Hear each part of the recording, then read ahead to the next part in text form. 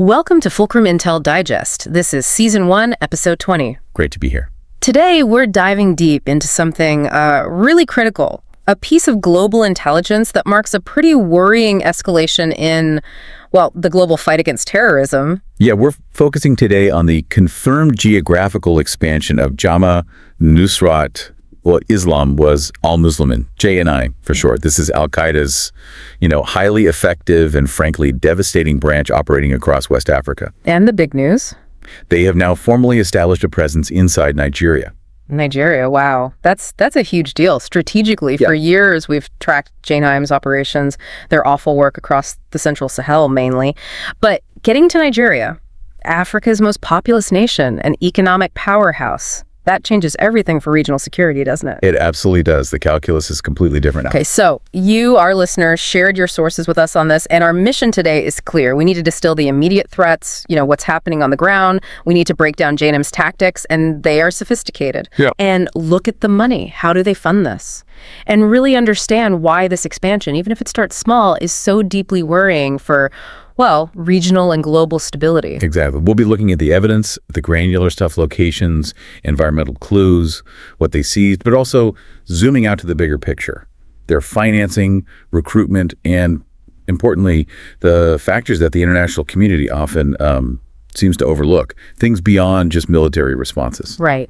Okay, before we unpack all of that intelligence, and it is dense, it's crucial stuff, if you value this kind of in-depth analysis, this kind of reporting, please take just a second to subscribe, like this video, share the information. Your support really does help us keep providing these intel digests. It helps us give you the shortcut to being genuinely informed on these complex global security issues. All right, let's get into it. Section 1, the Nigerian foothold.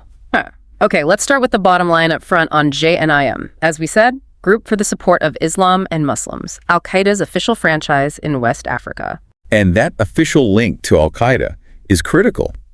It's not just a local group. They operate within a global ideology. They benefit from institutional knowledge, connections.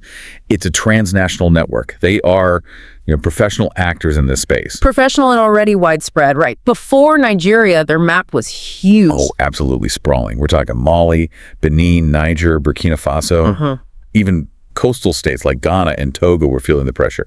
The whole Sahelian belt, basically, was already under threat. So that existing footprint, that huge area of operations, it makes the move into Nigeria seem, well, almost inevitable in hindsight. That's how many analysts saw it. Geographically unsurprising, you might say. JNIM has spent years systematically probing, weakening the borders of those coastal states. And Nigeria, well, it shares a long, porous border with regions that are already destabilized. It was always the next logical step. And frankly, the most lucrative target. Still, inevitable doesn't make it less serious. The confirmation, the hard evidence came from that video, right? Circulated online October 31st, 2025. That's the one. Claiming credit for the first attack inside Nigeria under the JNIM banner. That's the moment the threat wasn't theoretical anymore. It was real on the ground. And the location they claimed is really specific. Nuku in Kwara State. Exactly, Nuku, Kwara State. And the choice of Kwara is highly significant. It points to a calculated strategic decision, not just some random raid across the border. Okay, so why Kwara? It's kind of central west Nigeria, not the northeast like Borno or Yobe, where we hear about Boko Haram and ISWAP all the time.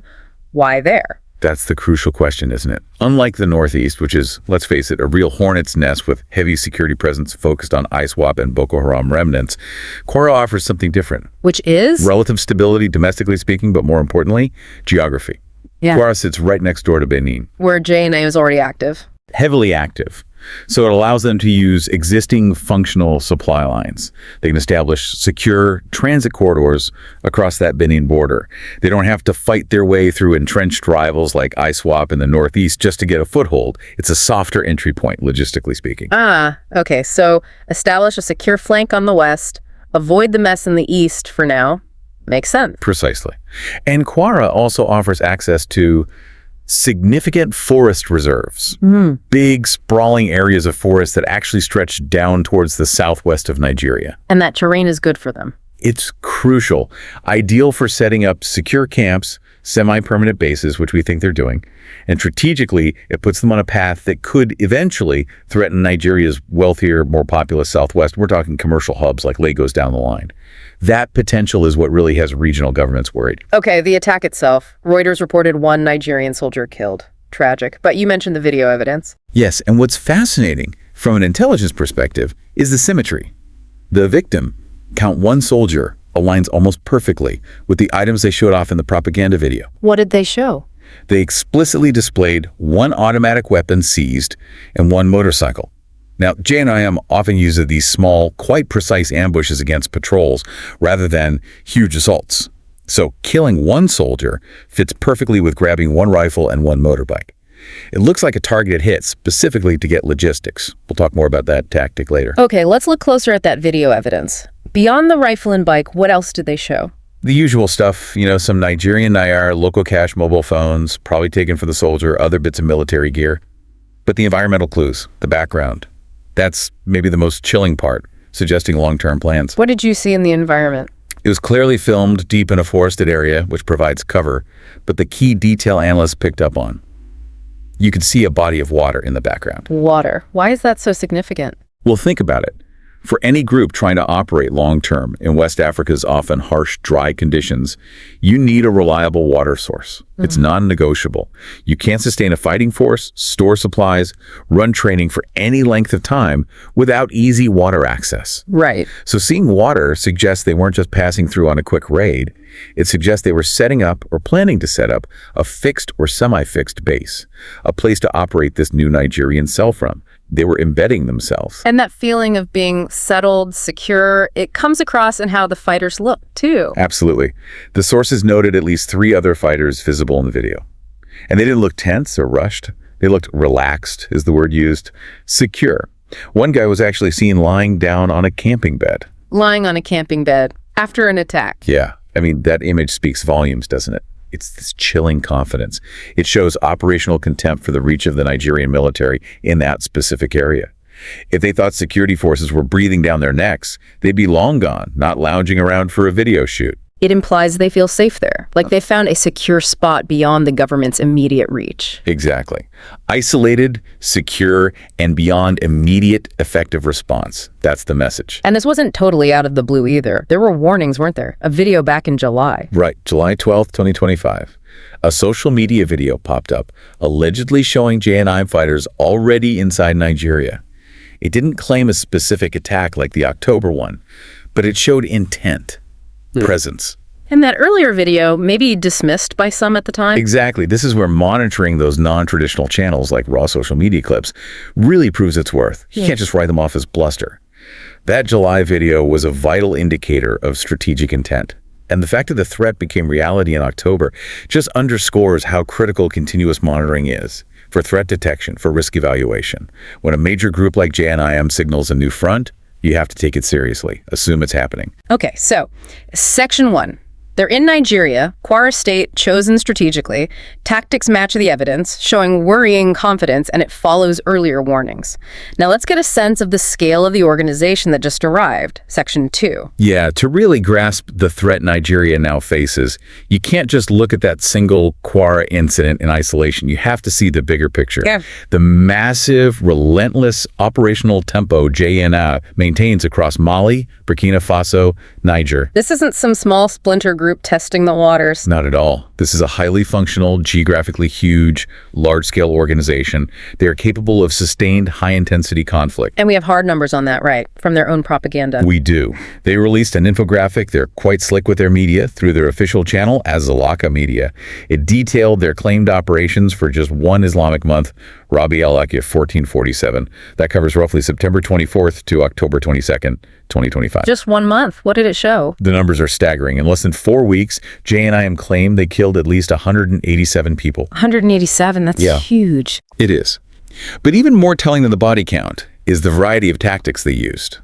That speaks directly to their advanced capabilities. Okay, break down that tactical diversity for us. What kinds of attacks? Their claims showed a pattern of complex, diverse operations. They reported carrying out at least 36 raids, 14 ambushes, 25 IED attacks, that's improvised explosive devices, and even 2 mortar strikes. Wow.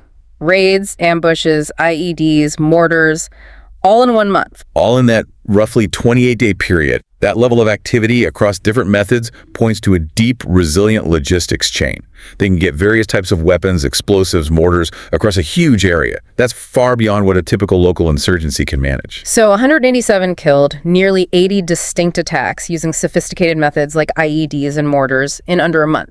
It paints a picture of a group that's, well, technologically capable, very mobile, and tactically sharp. Exactly. That sophistication is key. The IEDs, that requires specialist knowledge.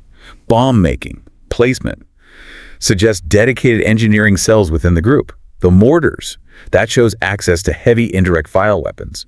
That needs serious money and secure supply routes to acquire and move. So when a group operating at that intensity crosses your border, like into Kwara State, you're dealing with a major threat. It demands a multifaceted, sustained counterterrorism strategy, not just, beefing up a few border posts. Which brings us to this really interesting puzzle. The communication strategy, or lack thereof, we're calling it the Al-Qaeda mystery. It's a real contrast, isn't it? On one hand, you have Al-Qaeda Media, JNIM's professional propaganda arm. They meticulously catalog everything, brand their monthly kill counts, release high-quality training videos. But for the Nigeria attack, radio silence. Pretty much. The video confirming the attack, the one from Kwara, it was raw footage, unbranded. Just the cameraman narrating, saying JNIM in Nigeria, no official statement from Al-Qaeda, no logo, nothing. That's weird. An attack inside Nigeria, their first claimed one, that's a massive propaganda win. Why wouldn't they shout it from the rooftops immediately? Put their stamp on it. It forces analysts down two main paths of speculation. Both suggest it was a calculated move, not an oversight. Okay, what's the first possibility? The first is they understood the media landscape. They knew that raw, unpolished video, the actual visual proof of a dead soldier, a captured rifle, would grab attention instantly, regionally, internationally. It might even generate more organic buzz without the official Al-Qaeda branding. So they treated it like a leak, let the raw footage do the initial heavy lifting, prove they were there, without making a big formal declaration. Could be. An official branded statement is like throwing down a strategic gauntlet. It demands a response. It might trigger a much heavier, faster military reaction from Nigeria, maybe pressure from Nigeria's international partners. Whereas a leaked video confirms their presence, shows success, but maybe keeps things slightly under the radar.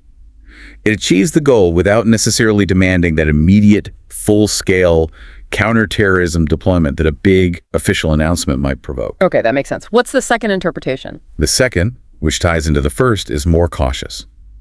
Maybe they intentionally wanted to avoid drawing too much official attention to their new, still quite small, activity in Nigeria. Why? Wouldn't they want the attention? Maybe not yet. This suggests a longer-term strategy. Embedding themselves. Look, Nigeria isn't Mali or Burkina Faso. It has a much larger military, a more significant security apparatus, even with its internal challenges. By holding back the official Al-Qaeda stamp, JNIM keeps a degree of ambiguity, maybe even plausible deniability, about the exact scale and commitment of this new Nigerian cell. So they can quietly build roots, establish logistics, recruit without immediately triggering the absolute highest level of response from Abuja or internationally. That seems plausible. They want the freedom to operate, to grow, without having the full weight of the Nigerian state and its partners crashing down on them right at the start. That propaganda nuance is fascinating. It's something intelligence agencies must be watching very closely. Oh, absolutely. Because the signal will be when or if Al-Qaeda changes tack. If they decide in the coming weeks or months to retroactively claim that Kwara attack, or if Nigeria starts appearing in their regular monthly kill infographics. That would signal a shift. A huge strategic shift. It would mean they've moved from cautious probing, testing the waters, to declaring Nigeria a full-blown, official operational front. Until that happens, this silence feels like deliberate operational ambiguity. It serves their purpose while they get properly established. Okay, so to keep up that operational tempo we just talked about, all those raids, IEDs, running training camps, JNIM needs two critical things: a constant flow of logistics and serious money, huge amounts of financing. And their military tactics seem geared towards getting both. Like attacking military posts, which we saw in Kwara. The main goal there is logistics, right? Weapons, equipment. Primarily, yes. But that goal serves a really important dual function. They get the gear, the physical stuff, but the psychological impact, that might be even more valuable. Oh, so? Well, successfully hitting a military post, even just ambushing a small patrol like in Kwara, is a massive win for their propaganda and psychological warfare efforts. Explain how that psychological warfare works in this context, in the Sahel and now Nigeria. It hits on two levels. First, it sows fear and doubt within the government security forces themselves. If soldiers see their own posts overrun, their comrades killed, their weapons taken, that undermines morale, unit cohesion, their willingness to operate aggressively. Makes sense. Second, and maybe more importantly, it sends a powerful message to the civilian population. The message is, look, the state can't even protect its own soldiers, its most heavily armed people. So how can it possibly protect you, an ordinary citizen? That erodes trust in the government completely. Totally. It makes the population feel vulnerable, abandoned, and potentially more receptive to JNIM stepping in and offering some kind of alternative, however brutal. And when they hit these posts, what kind of gear are they getting besides just the guns? It's a whole range of stuff that's useful for sustaining their fighters in the field. Backpacks, field gear, sometimes laptops or communication equipment, mobile phones for intel, cash. Critically, things like body armor, medical supplies, but maybe the most valuable non-weapon item they often get is the actual army uniform. The uniforms themselves, why are they so important? They have immediate practical uses. First, disguise. Wearing army uniforms allows fighters to potentially move through areas, set up fake checkpoints, things like that, without immediately drawing suspicion. Okay, deception. But maybe even more crucial for long-term operations. Think about it. Military uniforms and gear are designed to be tough, durable, rugged, meant for living outdoors for extended periods. Right, they're built for the job. Exactly. For fighters living out of remote camps, like the one implied in Kwara with the camping bed, constantly moving through harsh terrain, having proper military gear is essential. It saves them the huge cost and logistical headache of trying to source high-quality, durable field equipment commercially or through other means. It's basically free, high-quality kit. And we saw this tactic play out right before the Nigeria claim, didn't we, with that attack in Benin? Yes, that was October 8th, 2025. An attack on a Beninese army post, significantly, located right on the border with Nigeria's Kwara State. A stepping stone, almost. It looked like it.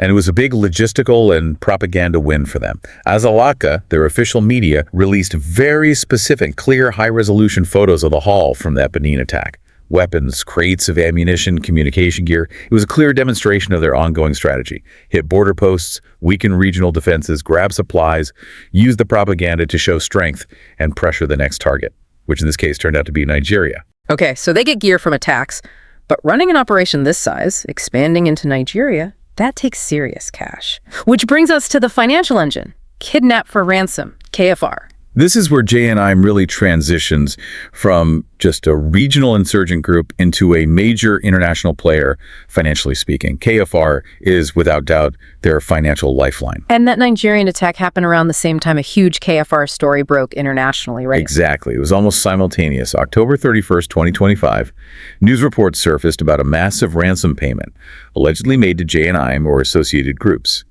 And it briefly, very briefly, shone a global spotlight on the sheer scale of their KFR operations. This was the reported $50 million ransom payment. That's the figure that was widely reported. 50 million US dollars, allegedly paid by the United Arab Emirates, the UAE, for the release of two of their citizens who had been kidnapped earlier in Mali by Al-Qaeda-linked militants, which strongly points to JNIM or its network. 50 million, that number is just hard to wrap your head around. It is. Now, confirming the exact figure in these situations is always tricky. Deals are opaque. But the magnitude is what matters. Whether it was $40 million, $50 million, $60 million, we're talking about sums that put JNIM in the league of major international organized crime syndicates financially.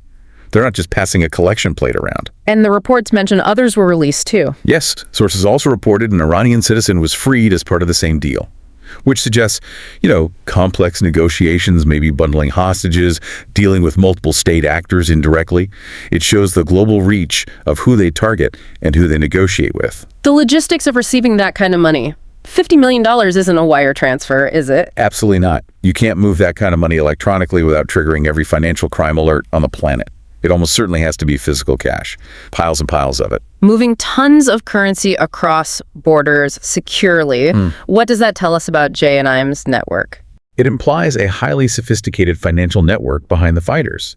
They need people capable of securely receiving, transporting, probably laundering massive amounts of bulk cash, moving it through West African financial systems or informal networks, converting it into usable assets, more weapons, vehicles, high-tech gear like drones, but also just cash to pay fighters, maintain camps, fund recruitment. So this isn't just a military problem, it's a huge financial intelligence challenge too. Anti-money laundering, tracking flows. Critical. Because think about what a single injection of, say, $50 million allows them to do. That's potentially the operating budget for hundreds of attacks like the one in Kwara. It funds sustained training, buys loyalty, and crucially, it finances the expansion into new strategic territories like Nigeria. That one ransom payment could fuel their Nigerian operations for a very long time. Okay, so an organization pulling in tens of millions from kidnapping, they need the structure to manage that money and reinvest it effectively, right? Which brings us to how they sustain themselves, how they keep the pipeline of fighters going. Training seems key. Absolutely. They put a lot of effort into not just training, but showcasing their training. They regularly publish high-quality photos and videos from their training facilities. There's one well-known camp named after Sheikh Abdul Hamid Abu Zaid, located in Mali. The imagery from there is striking. What makes it striking? What are they showing? It serves multiple purposes. Internally, it boosts morale, shows existing fighters, look how professional, how well-equipped we are. Externally, it's a powerful recruitment tool. It projects strength and organization. And it's not just guys running around with guns. You mentioned it's more meticulous. Far more.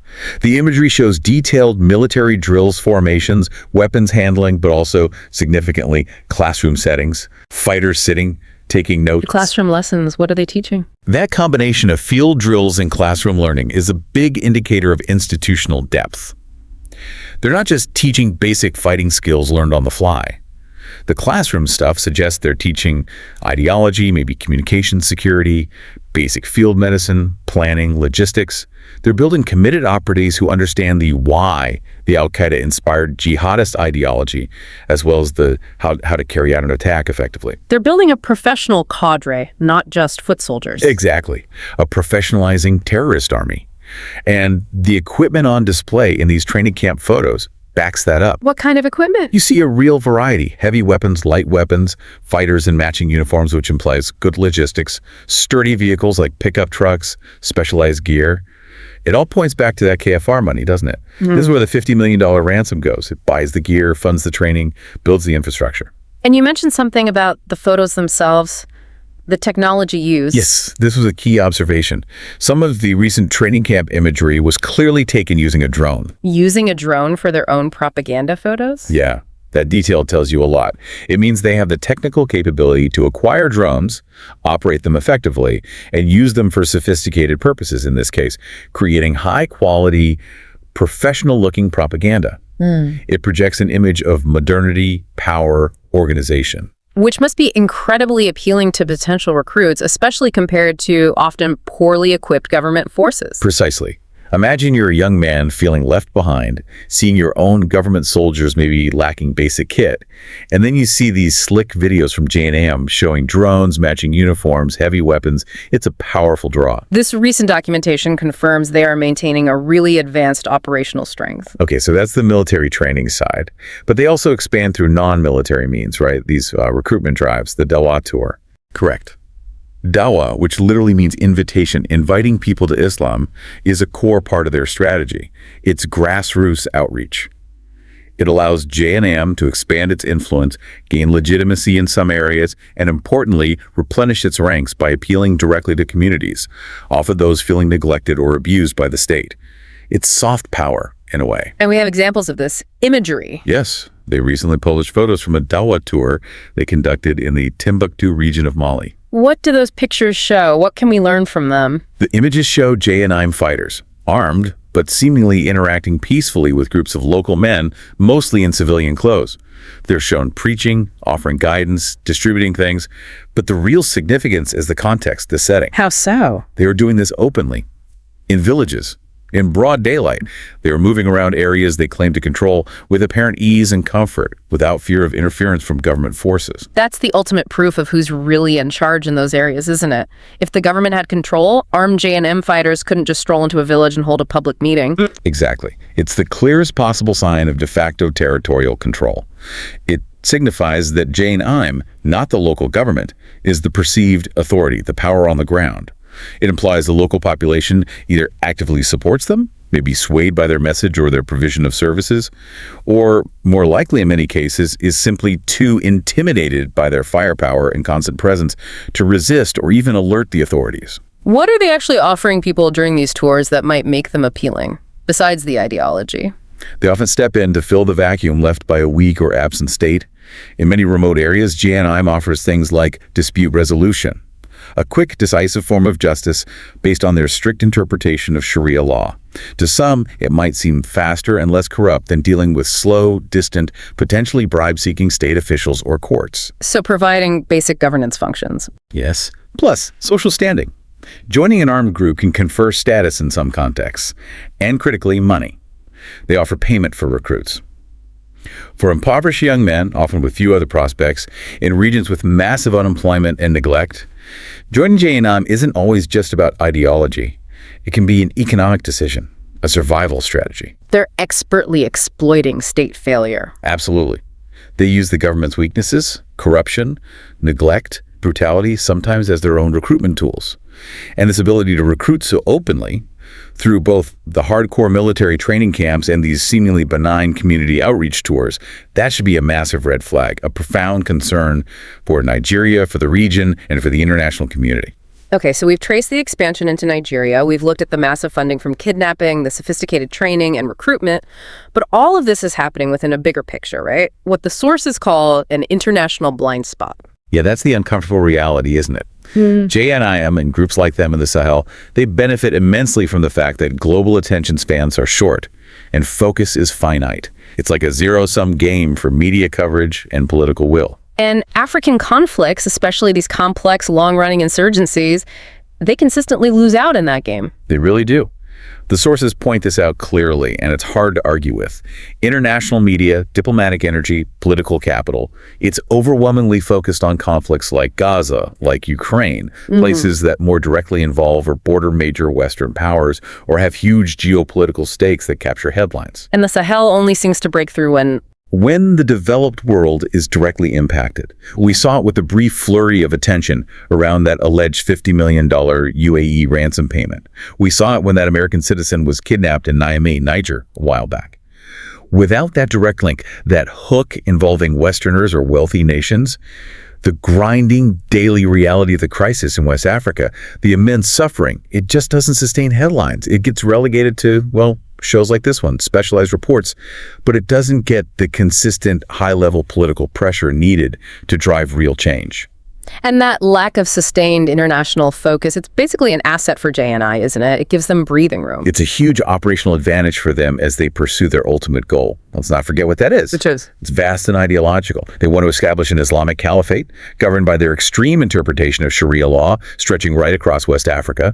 And the tragedy is, international neglect allows them to make progress towards that goal by exploiting the deep systemic failures within the countries of the region. So the fight against JNI, it can't just be military. The sources really hammer this point home. You have to tackle the root causes, the things that make people vulnerable to recruitment in the first place. This is probably the most critical piece of the whole analysis. The conditions that allow JNIM to thrive aren't just about porous borders. They're about systemic failures.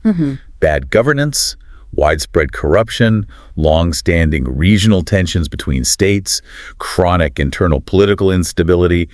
Look at all the recent military coups in the Sahel. The juntas. Exactly. All these factors create the fertile ground. Let's talk specifically about corruption for a second. It's not just some abstract problem. How does it directly help JNI on the ground? Well, think about it. Corruption drains resources. Money meant for development, for schools, for healthcare, gets siphoned off. Money meant for the security forces disappears. So you have soldiers on the front lines who are poorly paid, maybe lack basic equipment like boots or helmets. Sometimes they even have to buy their own fuel or bullets. That must destroy morale. Absolutely. It leads to low morale, lack of motivation, sometimes predatory behavior by soldiers themselves.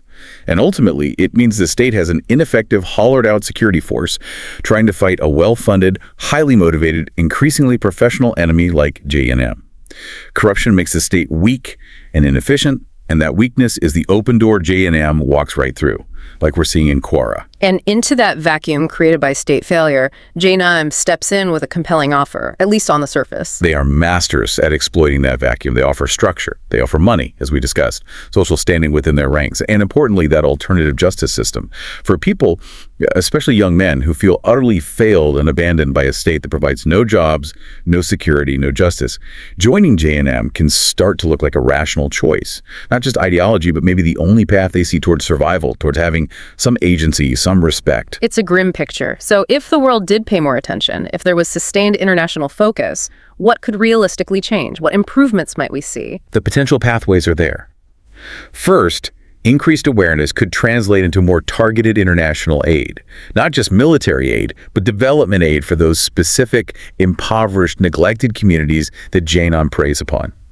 If you provide economic opportunities, basic services, a sense of hope, you reduce the appeal of joining the insurgency. You cut off their human resource supply. Makes sense. Target the recruitment pool. Exactly.